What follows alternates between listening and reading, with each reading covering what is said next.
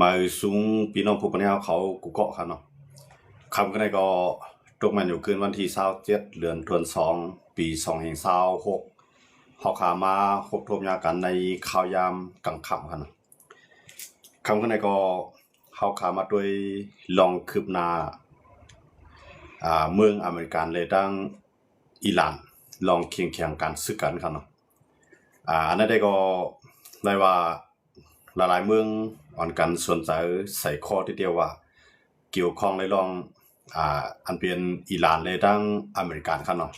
ลองต่อรองกันได้เนี่ยเขาต่อรองกันมาอุปโภคกันมาลองตาเด็กกึดอย่างลองนิวเคก็ก็อุบกันมา2ปอกยาวไปมีข้อตกลงสั่งกันไล่4อันนี้ก็เฮ็ดให้อเมริกันนี่ก็ใจล้ำใส่กรรมทีเดียวว่าคั่นเนาะเมื่อเจอหนังประธานาธิบดีโดนัลด์ทรัมป์รัฐว่าตีปันข้าวยาม15วันพ้นนับเดือนในกว่าก็เตรียมถึงเอาคั่นเนาะ15วันก็ในอันเป็นอิหร่านนั่นก็ลดลาว่า2หย่อนย่านไดลาเมื่อใดก็ขึ้นกว่าอุบกันแท่งคั่นเนาะกับอุบกันแท่งที่เมืองสวิตเซอร์แลนด์คั่นเนาะเมืองลงเจนีวาเมืองสวิตเซอร์แลนด์อันนั้นก็ติดกับอุบกันแท่งปอกกำ3ไว้การในข้าวยามอันที่ทั้งสองฝ่ายส่งตัวแทนกับอุบกันนั่นแหละภายดังอเมริกันก็ได้ส่งเครื่องบินมาปันอิสราเอลครับเนาะอันนั้นก็จะเป็นเครื่องบิน F-22แรปเตอร์นะครับเนาะอันนั้นเครื่องบิน F-22แรปเตอร์ในอะไรว่าเป็นเครื่องบินอันคึดสั้นคึดกราบที่สุดเป็นเครื่องบินล่องหนครับเนาะเป็นเครื่องบินที่อันเอาเครื่องเฮกลางตั้งกลางหายื้อก่อมจับอะไรครับมันมีเรดาร์แต่เฮกลางหังกวยมันแทงกำไรมันเป็นเครื่องบินอันพร้อมแต่เฮ็ดให้แบบเครื่องเฮกลางตั้งกลางหาวของอิหร่านนะครับเนาะอันนั้นก็อเมริกันส่งมาปันอิสราเอลอยู่12ลำกำเดียวครับเนาะ12ลำใน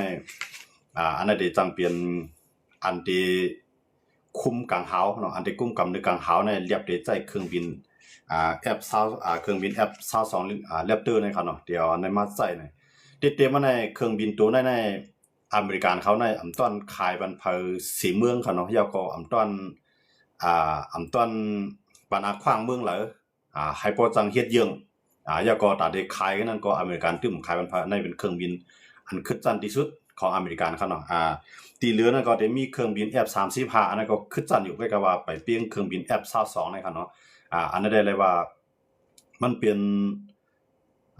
นรุ่นเก่าในสตาร์มันเป็นเครื่องบินที่อันเฮกังตัวเก่าเลยนั่นค่ะเนาะแล้วก็มินสูงไรไวไรนั่นค่ะเนาะเครื่องบินอันในเพราะว่าเครื่องบินธรรมดาอันกวนเมืองขี่ค่ะเนาะเพราะว่าเครื่องบินธรรมดาอันกวนเมืองขี่กว่ามากเมืองใดเมืองเหนือนั่นได้ใจข้าวยามอยู่16ชั่วโมงก็ได้ว่าเป็นเครื่องบินอันในได้ใจข้าวยาม2ชั่วโมงเลยค่ะเนาะตั้งไว้มันกว่ากันแฮงนะครับเนาะก็ในเครื่องบิน F-22ในมาถึงที่เมืองอิสราเอลในก็อันมาปืนเพได้ก็จะเป็นสีขาวเมืองเขครับเนาะสีขาวเมืองเขเขาออกมาปืนเผาว่าอเมริกันได้ส่งเครื่องบิน F-22แรปเตอร์ในปันอิสราเอลอย่างแรกอเมริกันส่งปัญหาในยื่นเบอร์โดนัลด์ทรัมป์นั้นรัฐไว้ว่าเพราะว่าปังตึกกำไรในที่ให้อิสราเอลก็เข้าตึกก่อนตั้งอเมริกันในที่จอมตั้งหลังอย่างนั้นเลยต้องว่าเอาเครื่องบินนั้นแน่ให้อิสราเอลในเครื่องบิน F-22ในก็ขึ้นยาแบบเหมือนเสื้อหนังเครื่องเฮกลางตั้งกะเฮาอันรัสเซียเขาปันมาหมดเลยในก็จะเป็น S400 ครับเนาะS4 ปากกำไรอันที่เป็นที่มา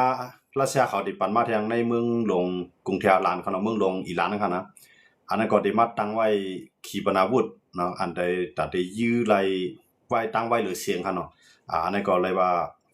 รัสเซียก็ส่งมาเต็มที่แล้วครับเนาะกำไรขี่ก็ส่งกับเขานะตัดได้เฮกลางตั้งกลางเฮาให้แล้วก็ตัดได้โหลดตึกอันนั้นขี่ก็ส่งเข้ามาปันอิหร่านครับเนาะแล้วก็ในอเมริกันได้คือต่างเครื่องบินในต่างลำหนึ่งก็ไปไว้อยู่ในน้ำอิหร่านทั้งลำหนึ่งเนี่ยเอามาไปไว้น้ำอิสราเอลย้อนเบอร์อิหร่านแน่มันได้ยืมมาใส่อิสราเอลนั่นขนาดเนาะจังว่าอเมริกันได้ส่งคืออันนี้มาอยู่ไว้ที่ปังไลไฮฟาเนาะที่ปังไลไฮฟาของอิสราเอลครับเนาะเมืองไฮฟาของอิสราเอลที่ว่าติดปังไลที่นั่นในก็คือในก็ได้มาถึงในมาถึงในวันมือพุกนะครับเนาะอันนี้ก็ที่ว่าอิสราเอลเนี่ยได้ตั้งใจทำที่อเมริกันได้เตรียมทวนในข้ายามมื้อเลียวครับเนาะจังว่าอันที่กลางเฮาแล้วก็อันเครื่องบินกุ้มกำตั้งกลางเฮาอันนี้ก็ส่งมา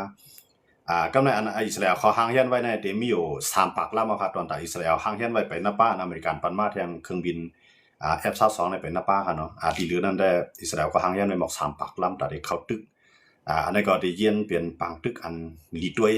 ลีเยี่ยมเตะสมมติมันเกิดขึ้นครับเนาะอันนี้ได้อยู่ที่ปังกลุ่มที่เจนีวาที่เมืองสวิตเซอร์แลนด์ปอกกำ3ในที่เป็นข้อเท็จตัดครับเนาะ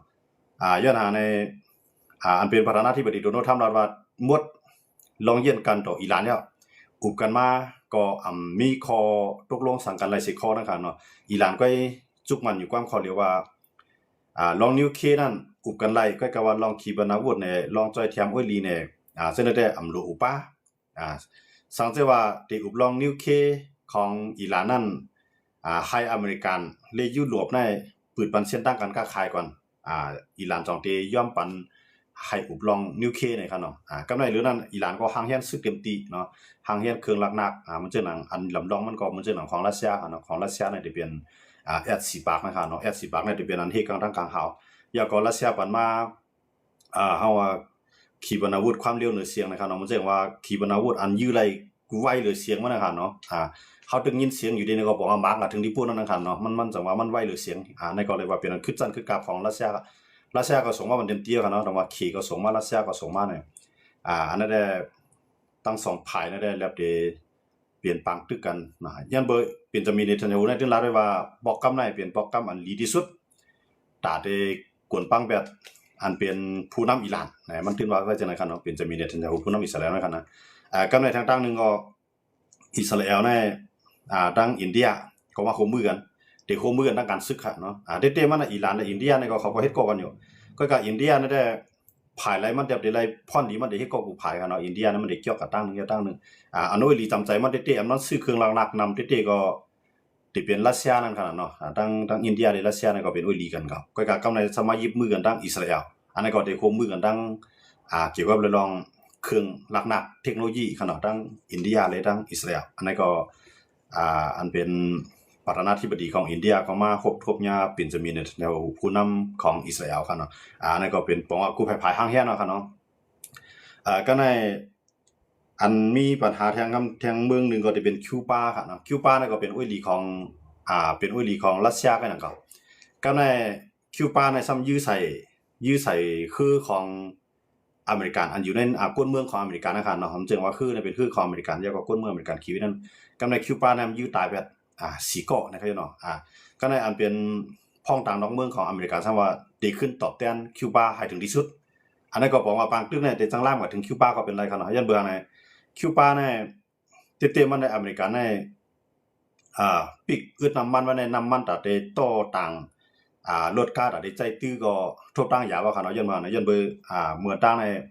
มันได้มีเวเนซุเอลาในขายน้ำมันบันคิวบาก็ในอเมริกันเนี่ยเข้ากับยึดคิวบาเอาเข้ากับยึดเวเนซุเอลาครับเนาะเข้ากับยึดผู้นำเวเนซุเอลาเสร็จแล้วก็ร่วมมือตั้งเวเนซุเอลาอันถึงยืนมือเร็วแล้วก็กึดอย่างแบบลองขายน้ำมันต่อคิวบาเนาะมื้อในคิวบาก็โทษตั้งอย่างที่ไหนกำไรเขาสามารถยืนยันลูกคือของอเมริกันเนาะอเมริกันก็มันเช่นนั้นอันเป็นพ้องต่างนอกเมืองของอเมริกันเอาก็ภาวะที่ขึ้นตอบแทนคิวบาให้ถึงที่สุดเนี่ยอันนั้นก็สมว่าปังตึกในสังลามถึงคิวบาก็เป็นไรครับเนาะก็ได้เฮาขาขึ้นมาด้วยทางในมันกู้ภัยมันก็มีอ้อยหลีนั่นขนาดเนาะกู้ภัยเป็นก็มีอ้อยหลีกู้ภัยก็ห่างเฮียนนั่นค่ะเนาะมื้อเดียวนั่นแหละมันเช่นหนังอเมริกันและอิหร่านนั่นแหละมันเต็มเป็นอเมริกันในเข้ากับมังกำซื้อเนาะแล้วที่เอามาปั่นให้อิสราเอลในก็มังย้อนเบอร์อิสราเอลในตกย้อนตาได้มังค่ะเนาะก็ในอเมริกันก็ฮู้ว่าอิหร่านนั้นมันมีน้ำกัดเพียงพอตอนตาได้ยื้อขีปนาวุธใส่ในเมืองอิสราเอลย้อนนั้นแหละอเมริกันได้จงเลยมาห่างเฮียนไว้ที่เมืองอิสราเอลในเป็นอันลำลองค่ะเนาะมันเจอหนังเครื่องบิน F22 เนาะ F22 เครื่องบิน F22 Raptor เนี่ยอันนี้เป็นเครื่องบินขึ้นจันที่สุดครับปันอิสราเอล12ลำนี่ก็บอกว่าเพียงพอตอนตาที่ยาแบบโครงสร้างนิวเคลียร์ของอิหร่านอันนั้นก็ตอนตาที่ยาแบบเครื่องเฮกลางทางกลางหาวของอิหร่านอันรัสเซียเขาปันมากครับเนาะก็ในเครื่องบินอันอเมริกันต่างมานี่ก็มันติมาคือนี่ก็ติมาคือตีนั้นปางหลายของอิสราเอลแท้คือต่างเครื่องบินอันนั้นติต่างเครื่องบินมาอยู่70ลำครับเนาะ70ลำในติป้าคือหลายๆแสนครับเอาก็ติป้าเครื่องบินหลายแสนก็ในก็ติมาถึงดีนานำ ของอิสราเอลขนาดที่ในที่มามันจึงว่าเมืองไฮฟาในขนาดเนาะที่ในเมืองใต้ในกัมพูชาในเมืองอิหร่านได้ดังอิสราเอลเขายื้อกันนั่นที่เมืองไฮฟาในก็ยากกินนำเหมือนกันครับเนาะยันบ่จังได๋ดอกว่ากํในอเมริกาในตัดได้เก็ตคีอิสราเอลในมันก็มาหางแฮนไว้เครื่องบินแรปเตอร์เนาะเครื่องบิน F22 แรปเตอร์เนี่ยเอามาหางแฮนไว้กำในคือต่างเครื่องบินคือต่างเครื่องบินเนี่ยมันได้ป้าไว้เครื่องบินรัสเซียกันเนาะอันนี้ได้บอกว่าต่างมาอยู่70ลำครับเนาะ70ลำเนี่ยก็หางแฮนไว้ดีนะพร้อมตัดเอาเครื่องบินในเข้าตึกมันแสดงว่าขีปนาวุธมาเนี่ยให้อยู่ดังเหนือเสียแล้วเอาเครื่องบินไปยื้อจอยนั่นครับเนาะยื้อแบบขีปนาวุธของอิหร่านอันนั้นก็01ครับเนาะกำในเครื่องบินอลันโดมเอาเครื่องบินเครื่องให้การทางการเฮาอลันโดมแฟตที่ออดว่าในอันนั้นคือจันคือกราบของอเมริกันและอิสราเอลก็มาอยู่ไว้ในเมืองอิสราเอลนั่นก็ใครเตรียมไว้เสียงครับเนาะบอกว่าที่แน่ๆปางตึกมหาอำนาจลงในสังเกตว่ามันเกิดขึ้นที่เตเนาะมันจะนั่งเปอร์เซ็นต์ได้เกิดในสูงแห่งนะครับเนาะคือตั้งได้เกิดขึ้นในสูงแห่งย้อนทางไหนย้อนอเมริกันในลาดว่าปอกกำในเป็นปอกลื่นสุดปันข้าวยำลื่นสุดผูกกันปอกกำในไฮไลท์คอตอบพอมาตัวอิหร่านก็ซ้ำว่าพอเปลี่ยนอะไรดังตีอิหร่านตกย้อนก็เขาตอบมันก็ได้ไล่กว่าอย่าก็ได้ไล่เขาตกลงน่ะเพราะว่าเมื่อหนังอิหร่านตกย้อนก็อิหร่านก็พร้อมตาได้สู้มันจะหนังซื้อตายมาตายก็ซื้อหวาดในคั่นเนาะมาตายก็ซื้อหวาดในมันก็บอกว่าทุ่มสุดโตนั่นค่ะเนาะมันจะว่าพร้อมตาได้เข้าเต็มที่นั่นค่ะเนาะกำไรมาเฮาได้มาด้วยตัวเกียมมันได้จ่อยอิหร่านในมันได้มีฮูตีอันนั้นก็ออกมาปืนเผาเต็มที่พร้อมได้จ่อยอิหร่านถามว่ามันได้กับจ่อยอิหร่านนั้นมันได้เข้ากับยื้อจ่อยในเมืองอิหร่านหาเต็มใจครับมันได้อยู่ตรงไหนสิเลยยื้อใส่คือต่างเครื่องบินของอเมริกันอันอยู่ในน้ำปางลายอันอยู่ในน้ำปางลายของอาหรับนั่นขนาดเนาะที่แน่ๆฮูตีในเต็มบางที่ไหนก็ในฮูตีในพอได้มารับมือล่ะในมือเลยในฝรั่งเศสและอังกฤษได้มาไปไว้เอาค่ะเนาะฝรั่งเศสและอังกฤษเนี่ยมาไปแต่ได้รับมือฮูตีไปแล้วค่ะเนาะเพราะว่าฮูตีเนี่ยสังว่ายื้อกันก็มันเต็มกับย่าอเมริกันนะมันได้กับย่าดูเตียนอเมริกันนะแต่ย่าอังกฤษอันนี้อังกฤษขึ้นตึงเข้าป้าในนอนค่ะเนาะอังกฤษได้ฝรั่งเศสได้ตึงเด็กเข้าป้าในนอนกำไรฮูตีเนี่ยก็ได้ถูกทุบเนาะนั้นก็อิสราเอลในเต็มบางป้าฮูตีก็จังหวัดอะไรครับเนาะที่นั่นในอิสราเอลก็หางแฮนไว้เต็มที่ครับเนาะแต่ว่ากำไรฮิซบุลลอฮ์เนาะฮิซบุลลอฮ์เนี่ยก็ออกมาปืนเผาผู้นำฮิซบุลลอฮ์เขาก็ออกมาปืนเผาต่อนักกวนดังนำอันพร้อมได้จ่อยอิหร่านเขาเนาะซึกฮูตีเขาเนาะเอาซึกฮิซบุลลอฮ์เขาเนี่ยก็พร้อมได้เข้าปังตึกจ่อยอิหร่านนะถามว่ามันได้จังเข้ากับจ่อยในเมืองอิหร่านกำซื่ออยู่ห่าในเขาจะในคำมีนำกัดเพียงพอตอนใดก็อยู่กลางที่เข้ากับจ่อยในเมืองอิหร่านก็ก็เขาได้มาทุบอิสราเอลกูภายในอามาได้เป็นฮูตีเนี่ยอามาได้เป็นฮามาสเนี่ยฮามาสก็ไปเสียงเขาแล้วเนาะถึงอยู่พ่องอามาได้เป็นฮิซบุลลอฮ์เนี่ยเขา3ภายเนี่ยตีมาอ่อนกันลุมเนาะอ่อนกันมาโคมมันมังอิสราเอลนะกำลังอิสราเอลก็ได้ทุบเขาได้เต็มที่อ่ะนะเพราะว่ามันเครื่องบินเนี่ยมันมาอยู่ในกำมือมันเนี่ยอันคือจันละลายกันเนาะต่างนึงเนี่ยได้กับกุ้มกำอิหร่านว่าเขาที่นั่นได้เพราะว่าอิสราเอลเขาอเมริกันเขากับกุ้มกำในหน้าผากกลางหาวของอิหร่านในอิหร่านก็เจ้าเครื่องนักมาจ่อยเขาที่ไหนนะกำลือมาฮูตีว่า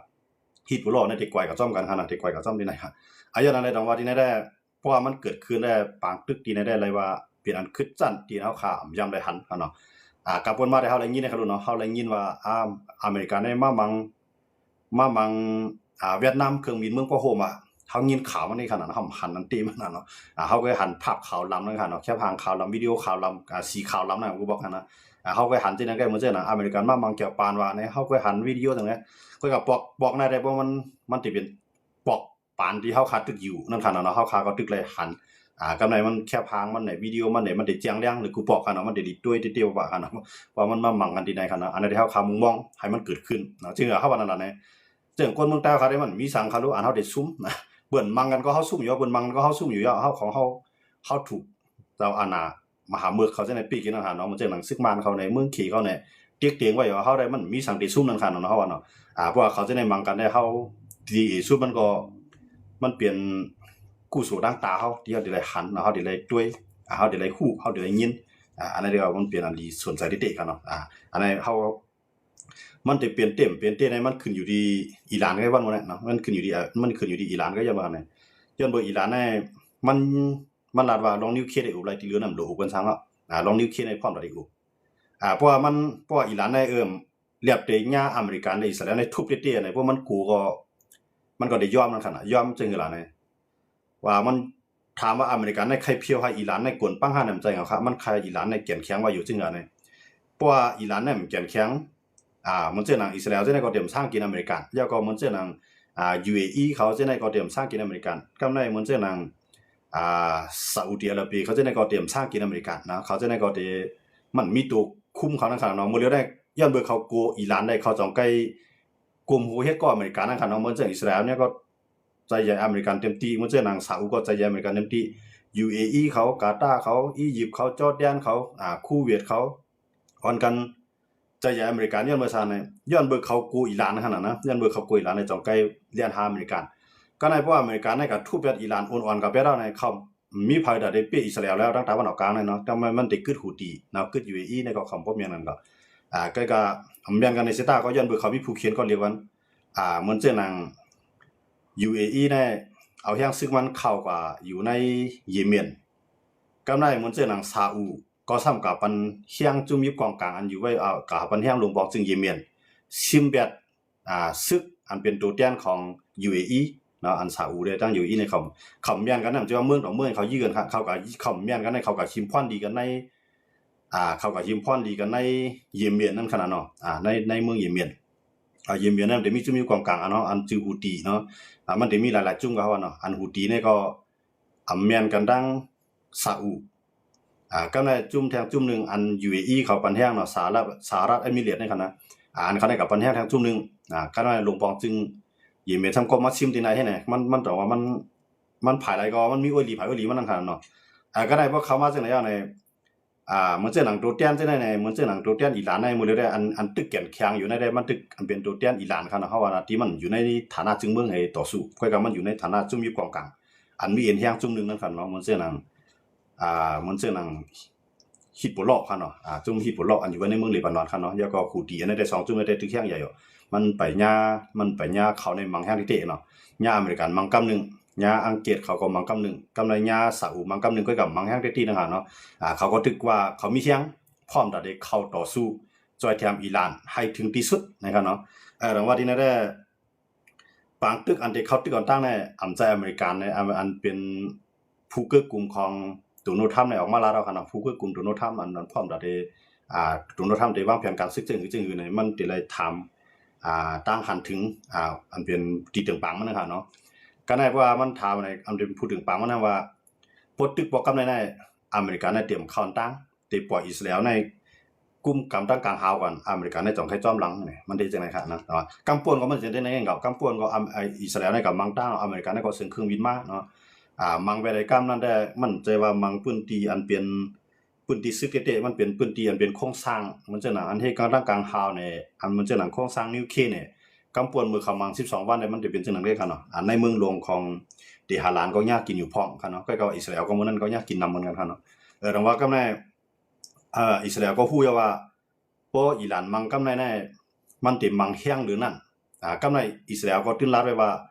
ปางตึกอิหร่านและอิสราเอลให้ปอกกำในเป็นปอกกำที่สุดปองว่าที่เอาให้เป้ให้ไล่นั่นขนาดเนาะเพราะว่ามันยังอ่านเป็นจังนั้นกำในมันจังนั้นเ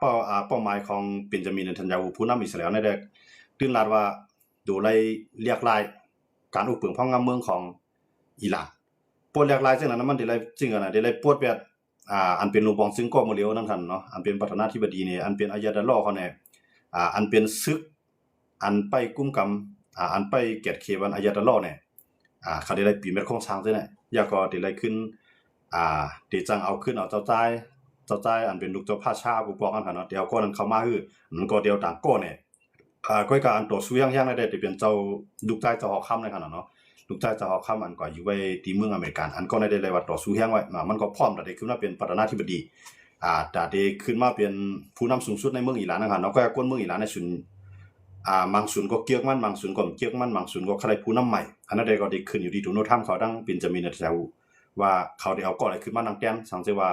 เขาซิมอะไรผู้นำอายาดะลอเขาเลยประธานาธิบดีของอิหร่านฮะเนาะเขาได้แลกหลายโครงสร้างดีเนี่ยบอกว่าอย่าไปให้มันเกิดขึ้นที่น้องปังตึ้งในก็อิสราเอลในก็ให้มันยาวดีไหนนั่นครับเนาะเพราะว่ามันตึงมีอิหร่านตึงมีผู้นำอิหร่านก็มื้อเลียวอิสราเอลเตรียมรัฐปักตึกให้บอกย้อนเมื่อซานย้อนเพิ่นอิหร่านปันแห้งฮูตีปันแห้งฮามาสปันแห้งฮิซบุลลอฮ์มังอิสราเอลได้นะครับเนาะมวนด้านอิสราเอลก็ไปฮัดก็ถึงมังไปถึงจันดีกว่าที่มังในเมืองอิหร่านนั่นก็กำาเพื่อหันว่าทุบรังปลายมันยาวเฮ็ดคือก็ ใจข้าวยามในมันใจข้าวยามเป็น2 ปีปลายเขาเนาะมันมังหามาดใน2 ปีปลายกำเดียวกันเนาะในหมอกในคณะ2 ปีในถามว่ายาวหมดเท่านั้นไปยาวไรกำในคิดปุโรในก็มันใจข้าวยามอยู่หมอก1 ปีอันเป็นหูตีในได้ใจข้าวยามหัวเรือนนี่มั้งมันยาวเลยสิปอกกำในเครื่องหนักๆในมันลุกทั้งอิหร่านมาได้ๆจังว่าอิสราเอลก็เยี่ยมได้ดีในเสียแล้วใจเครื่องบินมันกว่ามั้งเนาะกำปวนในใจเครื่องบิน2 ปากลำกันนะกำมั้งกำในอเมริกันในใจเครื่องบินปาก25 ลำ3 ปากไป3 ปากไป4 ปากไป25 ลำเนาะมามังอิหร่านกำปวนเนาะปังตึก12 วันนั่นกันเนาะแต่ว่าอย่าไปให้มันเกิดขึ้นอย่างในปอกในได้ให้มันยาวเป็นตอนสุดนะครับเนาะอันนั้นได้มันได้สุดกันเรียมฮู้กันเนาะอิสราเอลได้สุดอิหร่านได้สุดจังว่าเนาะกรีก็อิสราเอลนั่นได้อเมริกันก็ตึงเต็มปันมันรวมเนาะนำกัดอันอเมริกันมีอยู่นั่นได้ตึงได้จ่อยอิสราเอลเต็มที่ว่าจังเบิ่งไหนอิสราเอลเนี่ยมันเป็นเขาว่าข้างสมองเนาะ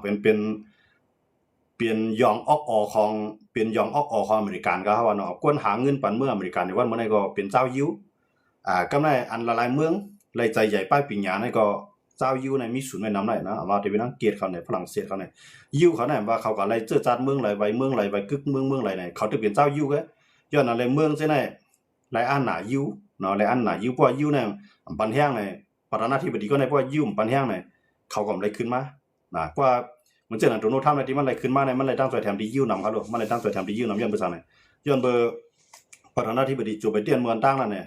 มันจอยอิสราเอลอยู่ใกล้ๆมันจอยกึดได้เนี่ยบ่เต็มทวนพอถึงมาปานประธานาธิบดีโดนัลด์ทรัมป์เนี่ยสนใจมันเอาอำนาจที่มันมีนั่นในสั่งการกำเดียวให้จอยอิสราเอลเต็มตีมันถึงว่ามันได้กำย้อนไปจังนั้นเลยน้องว่าเจ้ายิวเขาในเขาอันกันปันแฮงโดนัลด์ทรัมป์กันไหนเป็นกวนหาเงินบันเนี่ยกวนอันเป็นออกอ่อนแก้แค้นเฮ็ดออกเครื่องบินสั่งว่าจังไหนๆมันเป็นกวนเจ้ายิวค่ะย้อนนั้นเลยต้องว่ากวนเจ้ายิวว่านั้นมันเป็นกวนเมืองอเมริกันใกล้กับใจกวนเมืองอิสราเอลขนาดเป็นกวนเมืองอเมริกันก็มันเป็นชื่อคือยิวมันจะเฮาอยู่แดงในใต้เฮาเนี่ยใต้เฮามามีปิ่งหยังในเมืองไทยในนำหน้าค่ะใกล้กับมันจังขึ้นจอยใต้เฮาขึ้นย้อนว่ามันเย็นไปนั่นขนาดนะใกล้กับยิวเขาเนี่ยเขาเลยชื่อจัดเมืองเปิ้นเอาไว้เมืองเปิ้นไว้ในคำเย็นมันเปิ้นกันที่ใดนั่นขนาดเนาะแต่ว่ายิวเขาเนี่ยเขาอยู่ที่ใดเนี่ยออกอ่อนที่เขามีนั่นเขาขึ้นจอยกวนเขาดิย้อนนั้นเลยต้องว่ายิวในไผก็เรียนหาเนาะเหมือนจะหนังขี่เลยยิวในก็เขาให้ก่อกันนะยิวในหมายถึงอิสราเอลครับเนาะกำในรัสเซียในยิวในก็เฮ็ดก่อกันครับกำในอินเดียในก็ขึ้นมาเฮ็ดก่อกันอเมริกันนั่นได้เป็นอุ้ยลีจำใจมันได้เป็นมือชายของมันก็ว่าอะไรแต่ว่าเมืองไหนก็ใครเฮ็ดก่อยิวย้อนว่านั่นย้อนใครออกมันครับใครปิญญามันนะครับเนาะใครเงียนปิญญาของมันกำในที่เขามาคงมาตั้งอินเดียอันเป็นประธานาธิบดีมูตีในขาม